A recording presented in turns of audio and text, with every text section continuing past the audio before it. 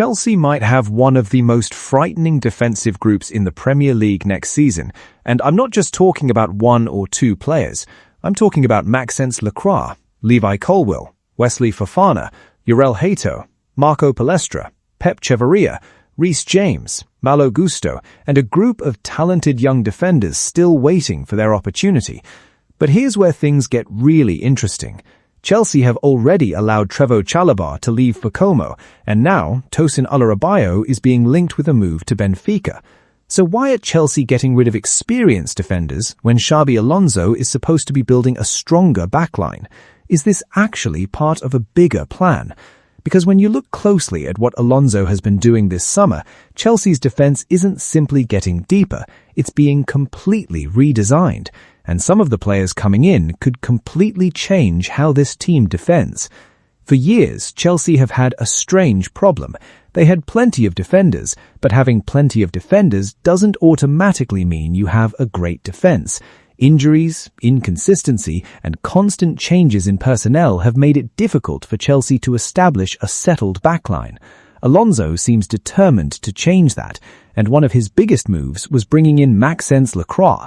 Chelsea completed the signing of the French centre-back from Crystal Palace, giving him a long-term contract, and his profile tells us a lot about what Alonso wants. Lacroix has pace, he's powerful, he's strong in the air, and he's experienced enough to deal with the physical demands of the Premier League.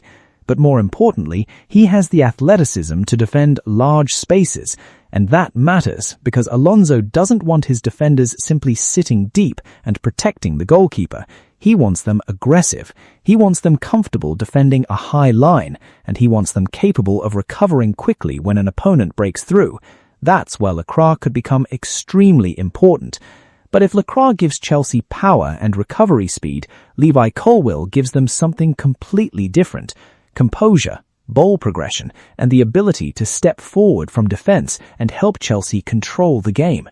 That's incredibly important for Alonso, because in his system, defenders aren't just defenders. They're part of the build-up. They have to move the ball forward. They have to understand when to step out. They have to know when to hold their position, and they have to be comfortable making decisions under pressure. That's why Colwill could become one of the most important players in this entire defensive rebuild. Then you add Jorrel Hato to the picture, and things become even more interesting. Hato can play centre-back or left-back, giving Alonso another defender who can change the shape of the team without necessarily making a substitution. That kind of flexibility is incredibly valuable, and we've already seen Alonso experimenting with different defensive structures during pre-season. Against AC Milan, Chelsea started with Marco Palestra, Josh Achampong, Wesley Fofana, and Jorrel Hato across the back four, and Chelsea went on to win 3-0. Palestra operated from the right, Hato played on the left, Fofana and Achampong protected the centre.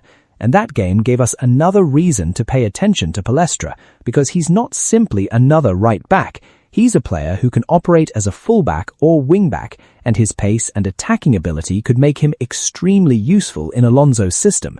Imagine Palestra pushing high on the right while 3 defenders remain behind him. Suddenly, he doesn't have to spend the entire game worrying about being exposed. He can attack, he can press, he can provide width, and he has the pace to recover when Chelsea lose the ball.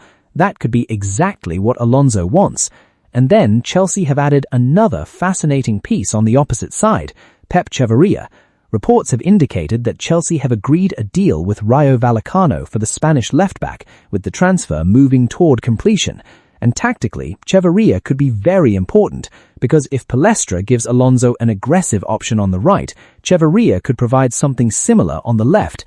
Now imagine Chelsea playing with 3 centre-backs behind them: Lacroix, Colwill, Fofana, Palestra flying forward on one side, Chavarría providing width on the other. Suddenly, you can see the structure. This isn't just a collection of talented defenders. There's a tactical idea behind it. But then we arrive at one of the biggest questions surrounding Chelsea's defense right now. Who actually starts? If Alonso chooses a back four, there are several combinations he could use: Palestra, Lacroix, Colwill, Hato. But sitting on the bench could be Fofana, Reece James, Malo and several young defenders who are more than capable of competing for minutes. That's ridiculous competition. But if Alonso decides to use a back three, the possibilities become even more interesting. You could imagine Lacroix, Colwill and Fofana forming the central defensive unit, with Palestra and Chavarría operating as aggressive wingbacks, and suddenly Chelsea have a completely different team. The wingbacks can attack, the centre-backs can spread across the pitch, Colwill can help progress the ball, Lacroix can defend space, Fofana can use his athleticism, and Hato can give Alonso another option depending on the opponent. That's the scary part. There isn't just one way for Chelsea to defend anymore. But before we start calling this the best defense in the Premier League, there's something we need to remember. Chelsea's defense isn't suddenly perfect. The Jorrel Hato game was a reminder of that. Chelsea conceded 3 goals in a 3-3 draw, and there were moments where the defensive structure looked vulnerable. And that's important, because having good defenders isn't enough. They need chemistry. Lacroix is still settling into the team. Palestra is new. Chavarría is new. Hato is still developing, Fofana's fitness needs to be managed, Colwill is still growing into his role, and Alonso is still experimenting with the best way to organize this defense. So the biggest question isn't whether Chelsea have enough talent, they clearly do. The question is whether Alonso can turn all this talent into a defensive machine. And maybe that's actually what we're watching right now. Chelsea aren't simply trying to buy more defenders, they're trying to find the right defenders. That's why Chalobah can leave. That's why Tosin could potentially leave. That's why Lacroix was brought in. That's why Palestra was signed. That's why Chavarría is being brought in. And that's why players like Jorrel Hato and Achampong suddenly become so important. Alonso isn't simply asking who is the best defender. He's asking who fits the football I want to play. And that's a completely different question. So Chelsea could enter next season with a defensive group that looks completely different from what we've seen before. Lacroix, Colwill, Fofana, Jorrel Hato, Palestra, Chavarría, James, Malo and potentially several more young players waiting for their opportunity.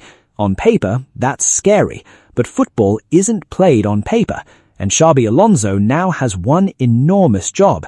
He has to take all these talented pieces and build a defense that can survive the Premier League, because if he gets that right, Chelsea may have just built something very special at the back. But if he gets it wrong, all that talent could still leave Chelsea with the exact same problems they had before. And that's what makes this defensive rebuild so fascinating, because the question isn't whether Chelsea have the talent, they do. The question is whether Xabi Alonso can turn them into a defensive machine. So would you start Lacroix and Colwill together? Would you play a back three? And if Benfica actually make a serious offer, should Chelsea sell Tosin? Let me know what you think in the comments. And if you want to follow Xabi Alonso's first season at Chelsea, subscribe to the channel, because this defensive rebuild is only getting started.